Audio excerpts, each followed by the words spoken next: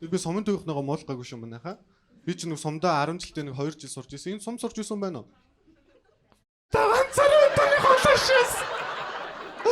Хүний өргөнд ганц ч хүн байдгүй ш.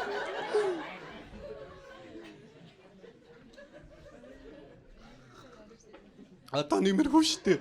Бас миний сэтгэлийг бодоод уулна байж штэ. Яах юм бэ? Гэтэ би ерөө сум сурч ирсэн гэдгээс ичдэггүй шүү ерөөсөө. Надад сум сурахад амар гоё байсан шүү дээ. Энд чинь утаа төгжрөл байхгүй. Надад нэг ганцхан хэцүү юм байдаг гэсэн байхгүй. Манай тамирын багш манайд англи орно. Тэр нь амар хэцүү. Бид нэр анх сурахгаа юугаач мэдэхгүй. Манай багш чинь тамирын багш бас юугаач мэдэхгүй хөөрг юмтай. Бүр 2 жил орсон ш надад. Гэтэ манай багш бас архис төвшил гаргасан. Манай багш ч орж ирэл нэг үг сурцсан. Stand up please гээл. Бид нар тэрийг ингээ бос зогсдгийг бас сурцсан. Тэгэл манай багш ч орж ирэл stand up please гээл бид нар босоод гисэн. За сууцгаа гэдэг үргэлжлээ монголоор яриа явчихноо манай багш ч. Яг тэгэл хэцүү л байсан тийч. Манай багш ч бүр айгүй сэтгэлээсээ хичээлээ заана. Одооноос ингээ тамирынхаа хичээлийг хүртэл хэдүүлээ англи хэлээр ярьцгаа юм ярьцгаа гэх. Тэгээ нэгээс нөө тамирын хичээл дээр хин ч юуж ярихгүй. Тэгсгийгээл тоглож байгаа бид нар ороод ир ерөөсөө амар хэцүү байгаад гэсэн юм аа. Уул нь манай багш маань сургуульч багш нарын хомсдолгүй зүгээр захирлын оюуны хомсдолтой байсан байлаа гэж. Одоо бол яад гэж төгссөн юм чинь.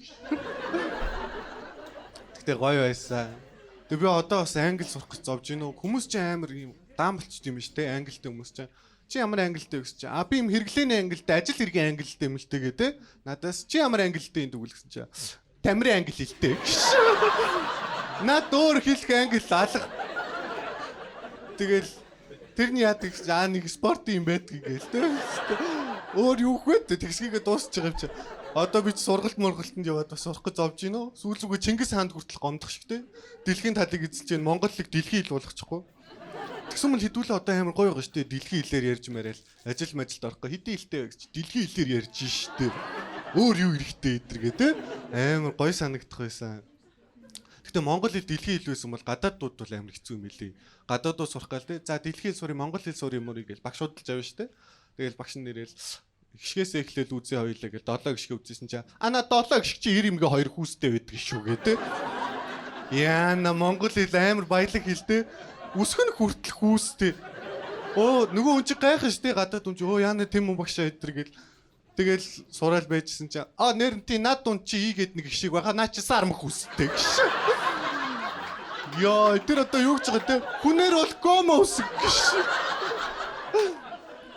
Яаж нөгөө ийн ирчүү эмчүү айлч хүн дээр очоо наалтчихноо ядаргаад амар хэцүү. Тэгээд тэр нь одоо бүр олдмолч байна хөөе. Үгийн төгсгөлд орсон жээчээ иши араас им үгүй ивчин тэгээд. Яг анхандаа ир үг байсан. Тэгээ явандаа ингээд хүүсэн золигтой явцсан те.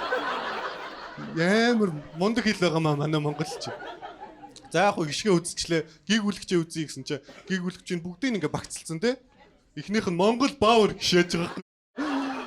За гадаад хэл сурах гэж байгаа хүнийг бүр ингээ дээрлэхэд нь штэ тэр нэг бааварлаад их шиг долоо молоо гэдэг амар хэцүү хэлээ. Монгол Баавар англи English flex гэдэг дүрэн байх юм. Тийм дээрлэхгүй дүрэн байхгүй шүү дээ. Дараачих нь бүр солиотой. Соочо засаа тушаачих гэж. Юу тэр одоо яг юу гэсэн үг юм бэ? Яаж сурах юм бэ тэр чи гадаад хүн те? Бид нар азар монгол хэлтэй юм даа. Йоо. Тэгээд соочо засаа тушаачих нь юм заримдаг гүйгүүлэгч гэж байгаа байхгүй юу? Тэгээ дөрөв нь яадаг юм гэсэн чи заримдаа гიშгтэй үчигтэй заримдаа гიშггүй үчигтэн дээ гэж. Тийм дүрэнтэй байхтай яахалтай.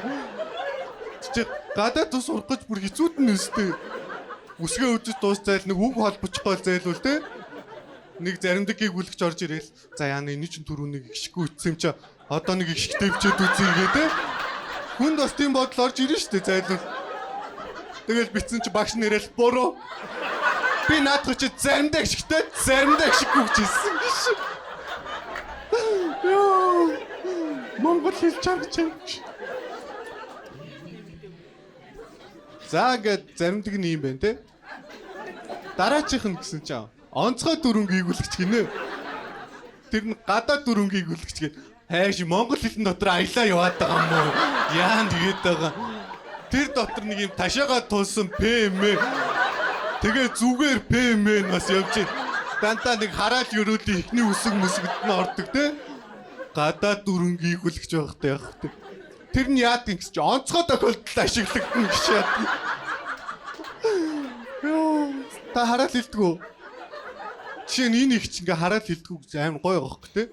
Хүм хүнтэй хэрэлдээл бүр нэг онцгой тохиолдолд пиццаа мөн тэргээ яг ихчнэр нэг онцгой тохиолдолд ашигладаг хараал нь те. Давай самлах.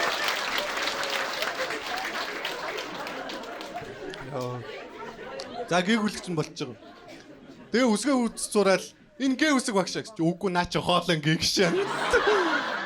Юу вэ хоолон гээ хэлнийг 2 гээтэй юу?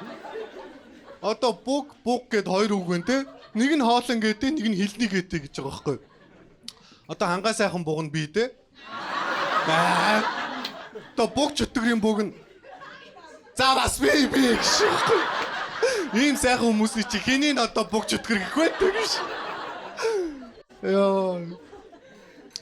Монгол хэл дэлхий хэл байсан бол гоё байгаа шүү дээ. Англи л одоо дэлхий хэл юм 4-5 аялахтай юм биш үү? British, Canada манад гээд. Монгол хэл дэлхий хэл байсан бол 21 аялахтай гişээ стартс. Тэгэл хэл зураал те. Сайн байна уу гэлтгсэн чи урдаас сайн байна өхөө гэдэг.